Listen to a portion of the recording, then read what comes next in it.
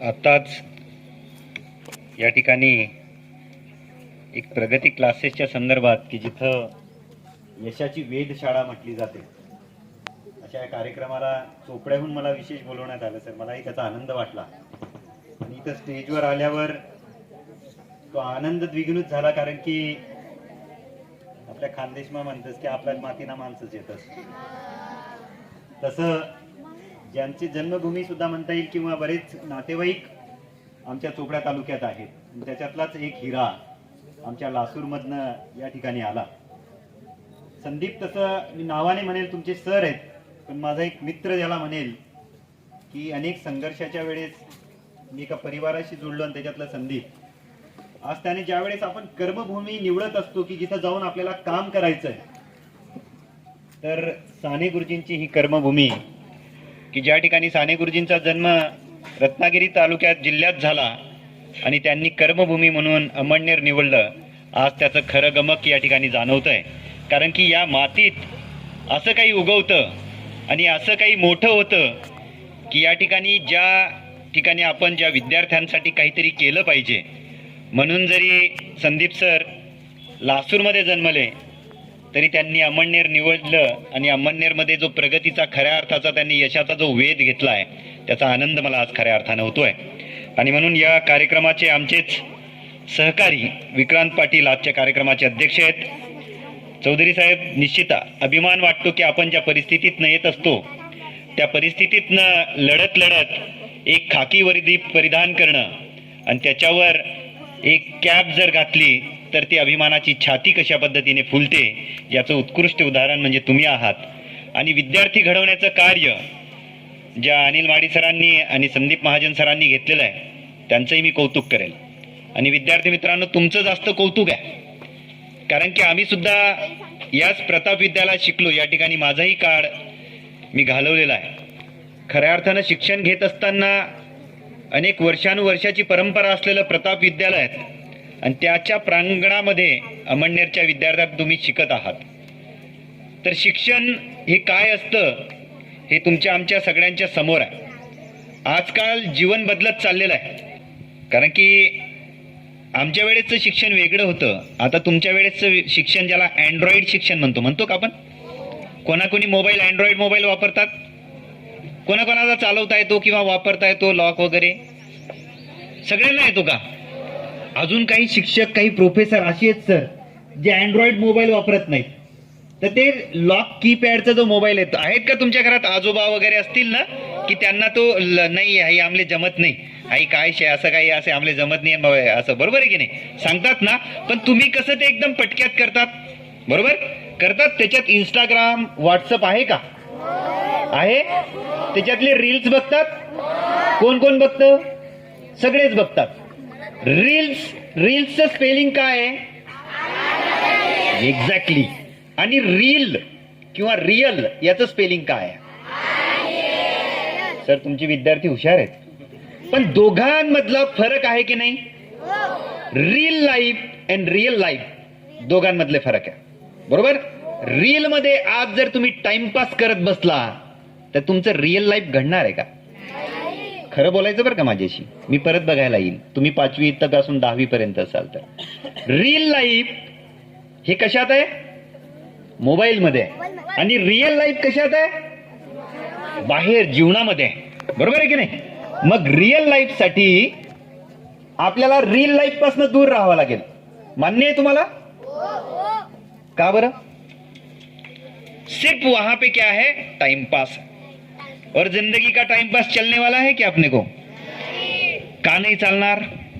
आत्ताच संदेशने सांगितलं, आत्ताच संदेशच नाव आहे ना, सुमितने सांगितलं की एम किंवा ध्येय, आता चौधरी सरांनी सांगितलं जोपर्यंत आपण ध्येय ठरवत नाही तोपर्यंत आपल्याला आपलं यशच समजत नाही. आणि म्हणून त्याच्यासाठी आपल्याला काय करायचंय की आपलं ते ध्येय ठरवा. नुसतं म्हणून चालत नाही की मला डॉक्टर व्हायचंय, नुसतं म्हणून चालत नाही की मला पोलीस व्हायचंय, नुसतं म्हणून चालत नाही की मला राजकारणात यायचंय किंवा वकील व्हायचंय. आज अभिमान वाटतोय सर, इथं खाकी वर्दी आहे, इथं काळा कोट आहे, इथं पांढरा कोट आहे, इथं शिक्षकांचा एक चांगला असा एक वेगळा एक हे आहे, यांचं सगळ्यांचं संमिश्रण तुमच्या समोर आहे आणि तुम्हाला याच्यातनं ठरवायचं आहे की आपल्याला काय करायचं आहे. आजच्या याच्यात कॉम्पिटिशनचं जग म्हणतो, तर या कॉम्पिटिशनच्या जगामध्ये आपल्याला डिस्ट्रॅक्ट केलं जातं की नाही. मोबाईलमध्ये आपण डिस्ट्रॅक्ट होतो, टीव्हीवर आपण डिस्ट्रॅक्ट होतो, कार्टूनमध्ये डिस्ट्रॅक्ट होतो. तर ह्या सगळ्या गोष्टीचा विचार करायचा मित्रांनो. आज जर तुमच्या आयुष्यातला महत्वाची जर वेळ वाया गेली तर भविष्य कधीच घडणार नाही. घडेल का? जर 2 तास 1 तास जर आपण त्या मोबाईलमध्ये किंवा त्या टीव्हीमध्ये असू तर आपला अभ्यास कमी होत जातो की नाही. त्याचे दुसरे इतर साईड इफेक्ट खूप वेगळे आहेत. डोळे दुखणं, डिस्ट्रॅक्शन होणं, लक्ष न लागणं. ते काहीतरी अजून एक गेम आलेला आहे सर, तो पबजी नावाचा काहीतरी गेम आहे का? खेळता तुम्ही? नाही खेळत. Very good. अजून परत एकदा कौतुक सर तुमच्या प्रगती क्लासेसचं, की तुमचे विद्यार्थी पबजीचा गेम खेळत नाही. हा फरक आहे. रिअल लाईफ आणि रिअल लाईफ मधला हा फरक आपल्याला निर्माण करायचा असेल तर आपण आपलं आयुष्य आणि आपलं भविष्य घडवायचं आहे. आपल्या आई वडिलांचं स्वप्न असतं, ते तुम्हाला क्लासेसला पाठवतात, वर्गात पाठवतात आणि ते दिवस रात्र मेहनत करतात की नाही? जातात कामाला जाऊन काय करतात? तुमचं भविष्याचा विचार करतात की माझा मुलगा माझी मुलगी मोठं होईल, शिक्षण घेईल. आणि आपण काय करतो? जेव्हा आईचा मोबाईल खूप भेटला का आपण त्याच्यामध्ये काय बघत बसतो? रील. ते मोबाईल आपल्याला, आम्ही कोरोनामध्ये जेव्हा आम्ही ट्रीटमेंट देत होतो, तुमचे क्लासेस सुरू होते, त्यावेळेस त्याचा उपयोग कशासाठी होत होता? शिकवण्यासाठी, क्लासेससाठी. आणि आपण त्याचा उपयोग कसा करतोय? चुकीचा. म्हणजे जे आपल्या हातात आहे त्याचा जर चुकीचा वापर झाला तर ते आपल्याला आणि येणाऱ्या भविष्याला घातक ठरू शकतं. आणि जर त्याचा उपयोग चांगला झाला तर ते आपल्याला आणि येणाऱ्या भविष्याला चांगल्या पद्धतीचं ठरू शकतं. म्हणून कुठल्या साधनाचा वापर कशा पद्धतीने केला पाहिजे हे आपण शिकलं पाहिजे. आणि म्हणून तुम्ही येणाऱ्या भविष्याचं, या भारताचं, या समाजाचं एक मोठं भविष्य आहात. म्हणून आतापासून पेरणी करायला सुरुवात करा, आतापासून वाचन करा. आमच्या इथं चोपड्यामध्ये सर एक छोटीशी क्लासेस होते, अमर क्लासेस नावाचं, आणि त्यांच्याकडे एक छोटासा त्यांचं ग्रंथालय असायचं. आणि त्या ग्रंथालयामध्ये सुरुवातीला परिकथा असे नावाचे छोटे छोटे पुस्तक असायची. चंपक नावाचं मासिक असायचं की ज्याच्यामध्ये गोष्टी असायच्या आणि त्याच्यातनं वाचनाची आवड निर्माण झाली. आज हजारो पुस्तकं आपण वाचायला सुरुवात केली आणि त्याच्यातनं आपण घडत गेलो. आज इथपर्यंत पोहोचणं ही साधी गोष्ट नसते. मी एक आदिवासी खेड्यातनं आलेलो आहे, जिथं आमची बोली भाषा पावरी असते. नंतर आपण आई राणीमा येतच, शाळामा मराठी शिकतस, मराठीमधून मग परत मातृभाषा आपण हिंदी शिकतो आणि त्यानंतर MBBS हे इंग्रजीमध्ये असायचं. तर हा प्रवास गाठत असताना अनेक वेळा वाटायचं की आपण एका सातपुड्याच्या कुशीतनं आलेलो आहे आणि आता वाघिणीचं दूध, ज्याला इंग्रजी जसं तुम्ही गुड मॉर्निंग म्हणत होते सर, आणि ज्या पद्धतीने प्रतिसाद मिळायचा तेवढं सुद्धा बोलताना भीती वाटायची.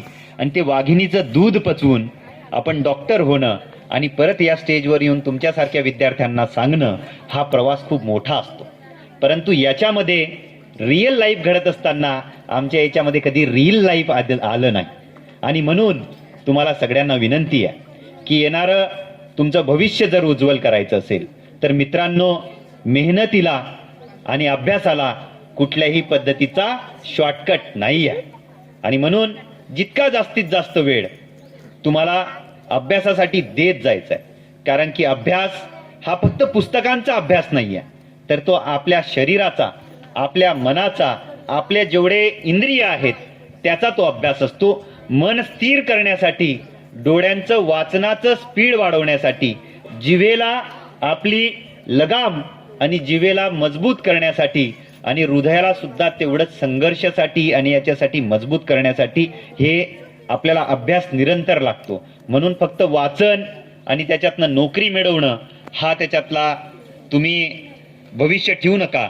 तर तुम्ही एक स्वतःला एक स्ट्रॉंग बनवण्यासाठी, कारण की कवी इक्बाल म्हणतो की खुद को कर बुलंद इतना, खुद को कर बुलंद इतना कि हर तकदीर से पहले खुदा खुद बंदे से पूछे बता तेरी रजा क्या है. आणि म्हणून स्वतःला इतकं स्ट्रॉंग बनवा की प्रत्येकाने तुम्हाला विचारलं पाहिजे की तुम्हाला भविष्यात काय करायचं आहे. म्हणून स्वतःला स्ट्रॉंग बनवा. एक उत्कृष्ट अशा ठिकाणी आहात. तुम्हाला निरोप हा कधीच देता येणार नाही, कारण की आयुष्याचा हा सागर एक अथांग सागर आहे. याच्यामध्ये फक्त क्लासेस, गुरु आणि पालक तुम्हाला वल्ले देऊ शकतात. वल्ले काय काम करतात? आपल्याला पुढे नेण्याचं काम करतात. परंतु तुमची जीवनाची नौका ही तुम्हालाच पार करायची असते. तुमचा जो 5वीचा विद्यार्थी असेल, 9वी 10वीचा विद्यार्थी असेल, आम्हाला लाख वाटेल की यांना मदत करायची. तुमचा पेपर आम्ही द्यायला येऊ का? तुमचा अभ्यास आम्ही करून तिथं पोहोचवायला येऊ का? नाही करतायत. हे कोणाला करावं लागेल? तुम्हालाच. मग अभ्यास कोणाला करावा लागेल? तुम्हाला किती वेळ अभ्यास करायला पाहिजे? 2 तास, 5 तास, 4 तास फक्त. जेवढा वेळ मिळेल वेळेचा सदुपयोग आपल्याला करता आला पाहिजे, की जेणेकरून जेवढं बघा, प्रत्येकाचा मेंदूचं वजन माहिती आहे का? 5वीतल्या मुलाचं, 6वीच्या मुलाचं, 9वीच्या मुलाचं, 10वीच्या वर्गातल्या मुलांचा सारखाच असतो. किती असतो? का एखाद्या 5वीतल्या मुलाचा मेंदू हा 9वीच्या मुलाच्या मेंदू एवढा मोठा दिसतो का? नाही ना. सगळ्यांचा सारखा राहील की नाही? परंतु मार्क्स कमी जास्त मिळतात की नाही? मग हे कशामुळे घडतं? तो एक अभ्यास करतो आणि बाकीचा काय करतो? जास्त वेळ खेळायला जातो. बरोबर आहे की नाही? पण जर सगळ्यांनीच सारखा अभ्यास केला तर सगळ्यांना सारखे मार्क मिळू शकतात. अभ्यास करता येईल तेवढा जास्तीत जास्त अभ्यास करावा, एवढीच आमची अपेक्षा आहे. की आम्हाला तुम्ही मोठे झालेले आवडेल. आज तुम्ही मोठे झाले, आम्हाला पगार देणार का? संदीप सरांना पगार द्यायला येणार का? सर तुम्ही आम्हाला त्यावेळेस शिकवलं होतं, आज त्या पगारातला माझा एक पगार तुम्ही ठेवा म्हणणार का?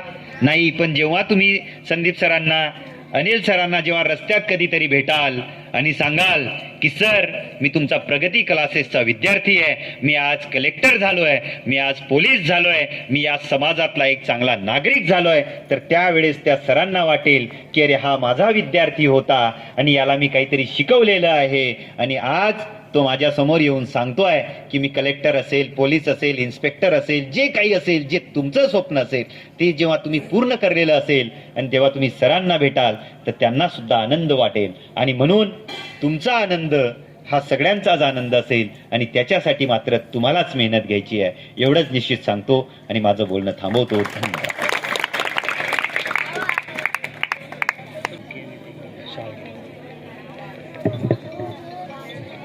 धन्यवाद डॉक्टर साहेब. अत्यंत कठीण परिस्थितीतून आपला संघर्ष करून ज्यांच्या गावापर्यंत बस देखील जात नव्हती अशा गावातून आणि एका ट्रायबल एरियामधून ज्यांनी आपलं करिअर या ठिकाणी घडवलं, संघर्षातून आपलं करिअर फुलवत असताना समाजकारण, राजकारण या सगळ्या गोष्टींचा वसा घेऊन ज्यांनी आपलं कार्य सुरू ठेवलं आणि पराभवात देखील यश संपादित केल्याचा एक समाजामध्ये नाव लौकिक त्यांनी या ठिकाणी ठेवलेलं आहे. की आपण असं म्हणतो की नन्ही चीटी जब दाना लेकर चढ़ती है, चढ़ती दीवार 100 बार फिसलती है, मन का विश्वास रगों में सांस भरता है, गिर कर चढ़ना चढ़कर गिरना न अखड़ता है, आखिर उसकी मेहनत बेकार नहीं होती, कोशिश करने वालों की कभी हार नहीं होती. अशा पद्धतीनं डॉक्टर साहेबांच्या पाठीशी आमच्या देखील या ठिकाणी सदिच्छा आहेत. तदनंतर